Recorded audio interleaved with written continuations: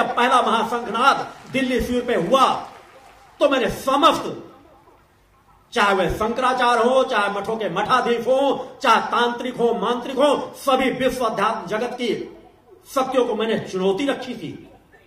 क्योंकि मेरा धर्म कहता था कि इस महाशंखनाद के पहले मैं अपना उद्घोष करूं कि मैं कौन हूं, मेरी क्या सामर्थ्य है, और अगर मेरी सामर्थ्य को कोई पराजित कर दे तो इस महाशंखनाद को करने की पात्रता मेरी नहीं होगी। मैं हर कदम, एक एक कदम अपनी पात्रता को समाज में रखता हुआ बढ़ता हूं। 8 महाशक्ति यज्ञ भी मैंने जो समाज के बीच किए, वह भी प्रमाण मैंने पहले महाशक्ति मैंने कहा था, वह कैसे आज भी मौजूद हैं। जिन्हें अपनी आंखें और कान खोल करके देखना और सुनना हो तो उन कैसेटों को अवश्य एक बार देखें। कि जब मैंने पहला यज्ञ किया था तो मैंने कहा था 8 यज्ञ मैं समाज के बीच करूंगा, और यदि मेरे किसी एक यज्ञ में भी बरसात न हो तो मान लेना मेरे पास मां की कोई कृपा नहीं है।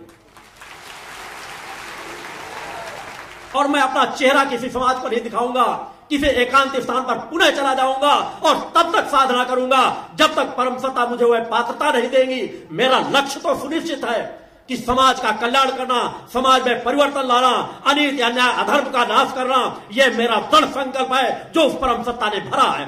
कि जब तक अनीति अन्याय अधर्म का समापन नहीं हो जाएगा, एक नहीं अनेकों जन्म क्यों न लेना पड़े, इस पंचज्योत शक्ति सिद्धाश्रम की ध्वजा सदा सदा के लिए फहराती रहेगी। इसी पंचज्योत शक्ति सिद्धाश्रम में आपका गुरु सदा सदा के लिए वास करेगा, और यह परिवर्तन इस पंचज्योत शक्ति सिद्धाश्रम से आएगा जरूर।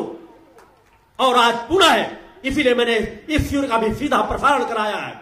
यदि किसी मठाधीश ने, यदि किसी शंकराचार्य ने मेरी चुनौती को न सुना हो तो मैं इस महाशंखनाद जो होने जा रहा है, इस महाशंखनाद के पहले पुनः चुनौती देता हूं कि आगे आने वाले 1 वर्ष का समय देता हूं। क्योंकि मेरा आगे जाने पर साधनाओं का क्रम इतना बढ़ता चला जाएगा कि मेरे पास उतना समय नहीं होगा। आने वाला 1 वर्ष का समय देता हूं कि विश्व की हिंदू धर्म ही नहीं, किसी धर्मों के जितने धर्म प्रमुख हैं, यदि किसी के पास सामर्थ्य हो, यदि मेरे साधनात्मक तब्बल को झुका देंगे तो अपना सर काट के उनके चरणों पे चढ़ा दूंगा, जिंदगी भर उनकी गुलामी करूंगा। मेरे पास कोई अपना अहंकार नहीं है, मेरे पास सिर्फ सत्य की आवाज है। अगर उसमें परम सत्ता की कृपा का एहसास समाज को कराऊंगे नहीं तो उस परम सत्ता का कोई भक्त बन ही नहीं सकेगा। क्योंकि विश्वास समाज में आ चुका है कि इस कलिकाल में मां को देखा नहीं जा सकता, मां को जाना नहीं जा सकता, मां की कृपा नहीं प्राप्त की जा सकती। अरे आज विज्ञान के पास भी वो सामर्थ्य है। मैंने चुनौती दी है कि वो शंकराचार्य, मठाधीश और धर्माचार्य इकट्ठे हों और मैं भी इकट्ठे खड़ा होता हूं। विज्ञान के पास यह सामर्थ्य है कि कौन झूठ बोल रहा है, कौन सच बोल रहा है, इसका परीक्षण हो सकता है और इसका परीक्षण होना चाहिए। इसलिए मैं पुनः 1 वर्ष का समय और देता हूं कि कोई कह ना सके कि हमें ज्ञात नहीं हुआ था। 3 शिविर हुए, इसके पहले से मेरे द्वारा कहा जा रहा था। कोई गर्व घमंड नहीं, किसके पास ध्यान की गहराई में जाने की सामर्थ्य है, इसे विज्ञान देख सकता है कि कौन अपने आप को शून्य में ले जा सकता है।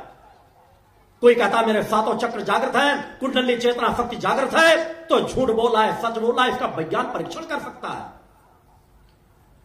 और तीसरा जो मैंने परीक्षण कहा है कि उन शंकराचार्यों, धर्माचार्यों, मैं किसी का अनादर नहीं करता, मैं सभी का सम्मान करता हूं कि हर एक के पास कुछ ना कुछ है, मगर वो ठहर चुके हैं और ठहरा हुआ जल हमेशा दूषित हो जाता है।